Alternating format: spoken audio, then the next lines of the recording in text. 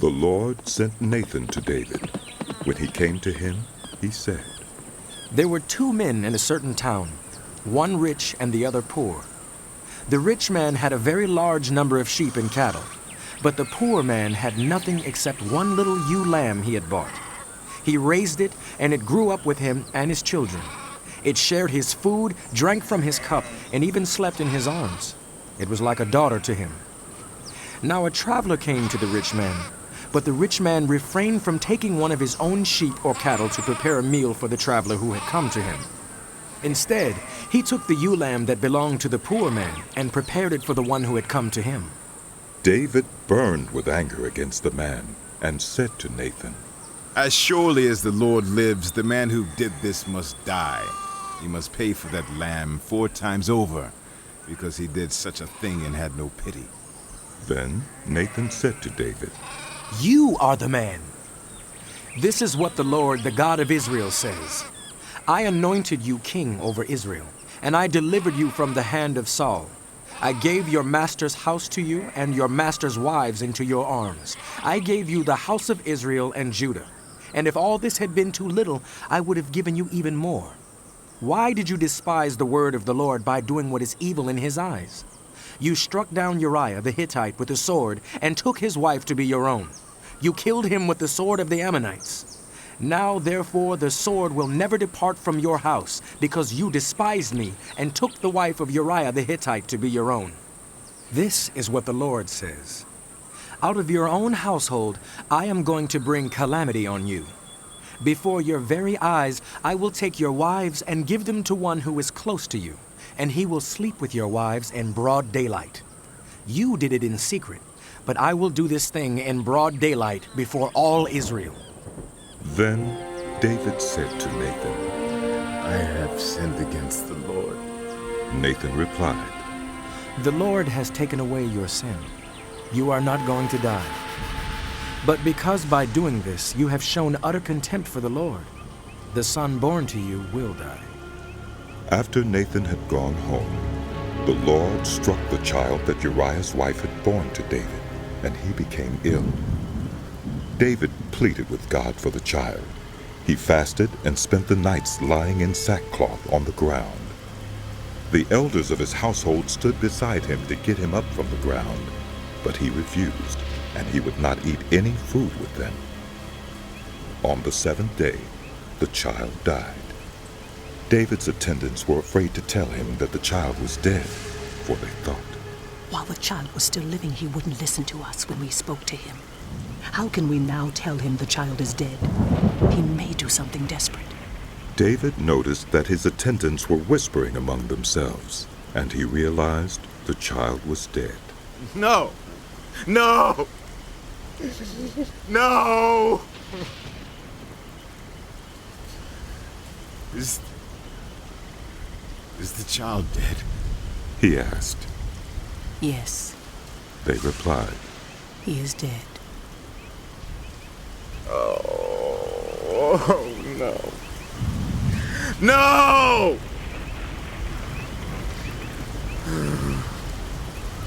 Then David got up from the ground.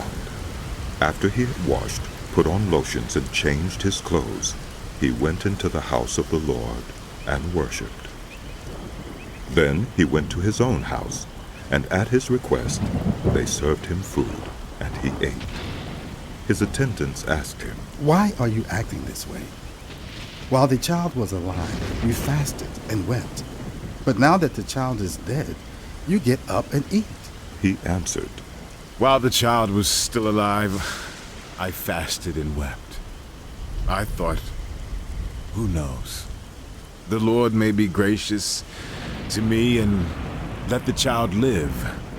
But now that he is dead, why should I go on fasting? Can I bring him back again? I will go to him, but he will not return to me. Then David comforted his wife Bathsheba, and he went to her and made love to her. She gave birth to a son, and they named him Solomon. The Lord loved him, and because the Lord loved him, he sent word through Nathan the prophet to name him Jedediah. Meanwhile, Joab fought against Rabbah of the Ammonites and captured the royal citadel. Joab then sent messengers to David, saying, I have fought against Rabbah and taken its water supply. Now muster the rest of the troops and besiege the city and capture it. Otherwise, I will take the city, and it will be named after me. So David mustered the entire army and went to Rabbah and attacked and captured it. David took the crown from their king's head, and it was placed on his own head. It weighed a talent of gold, and it was set with precious stones. David took a great quantity of plunder from the city and brought out the people who were there, consigning them to labor with saws and with iron picks and axes, and he made them work at brick-making. David did this to all the Ammonite towns.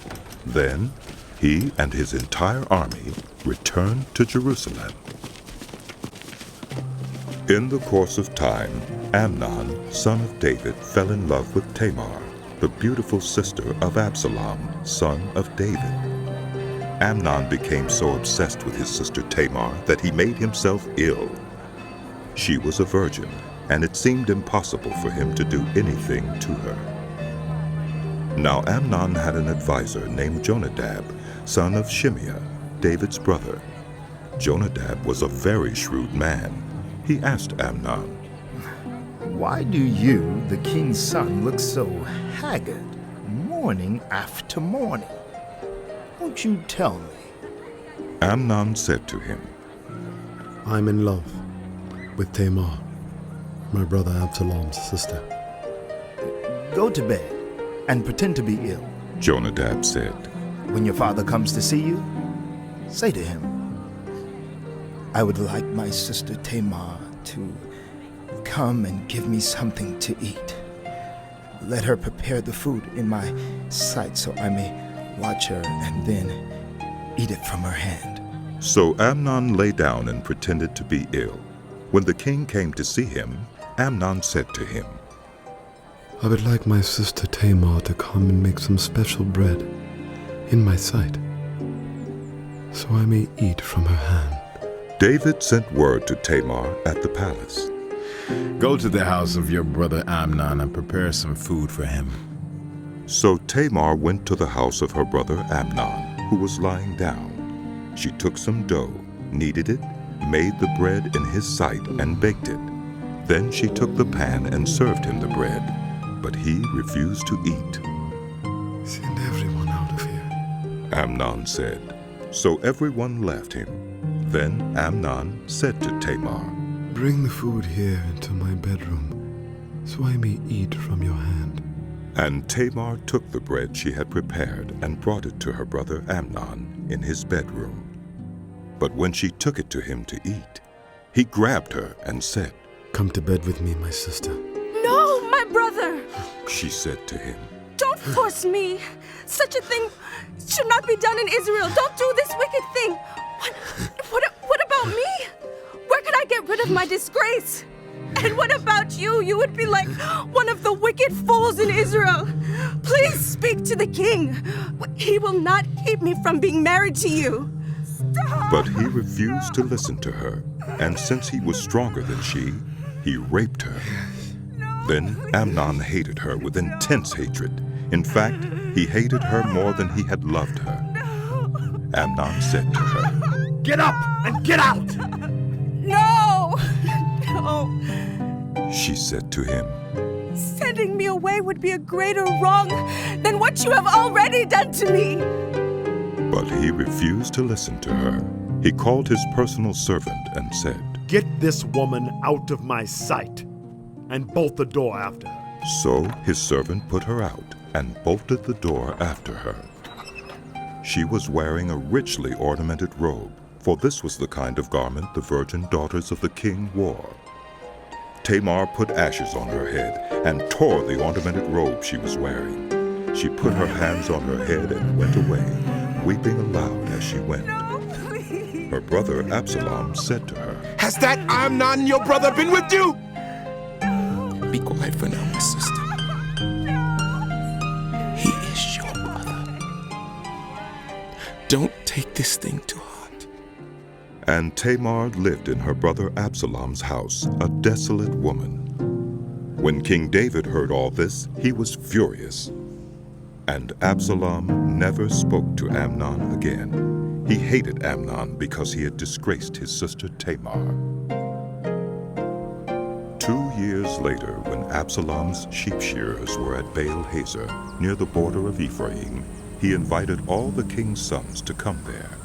Absalom went to the king and said, Your servant has had shearers come. Will the king and his attendants please join you? No, my son. The king replied. All of us should not go. We would only be a burden to you.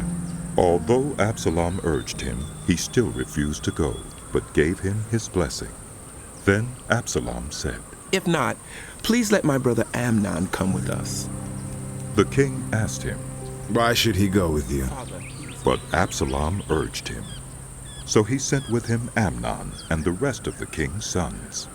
Absalom ordered his men, Listen, when Amnon is in high spirits from drinking wine, and I say to you, strike Amnon down, then kill him. Don't be afraid. Haven't I given you this order? Be strong and brave. So Absalom's men did to Amnon what Absalom had ordered. Then all the king's sons got up, mounted their mules, and fled. While they were on their way, the report came to David. Absalom has struck down all the king's sons. Not one of them is left. The king stood up, tore his clothes, and lay down on the ground, and all his attendants stood by with their clothes torn. But Jonadab, son of Shimeah, David's brother, said, My lord should not think that they killed all the princes. Only Amnon is dead. This has been Absalom's express intention ever since the day Amnon raped his sister Tamar. My lord, the king should not be concerned about the report that all the king's sons are dead. Only Amnon is dead. Meanwhile, Absalom had fled. Now the man standing watch looked up and saw many people on the road west of him, coming down the side of the hill. The watchman went and told the king. I see men in the direction of Horonaim, on the side of the hill. Jonadab said to the king, See, the king's sons have come. It has happened just as your servant said. As he finished speaking, the king's sons came in, wailing loudly. The king, too, and all his attendants wept very bitterly. Absalom fled and went to Talmai, son of Ammiad, the king of Geshur. But King David mourned many days for his son.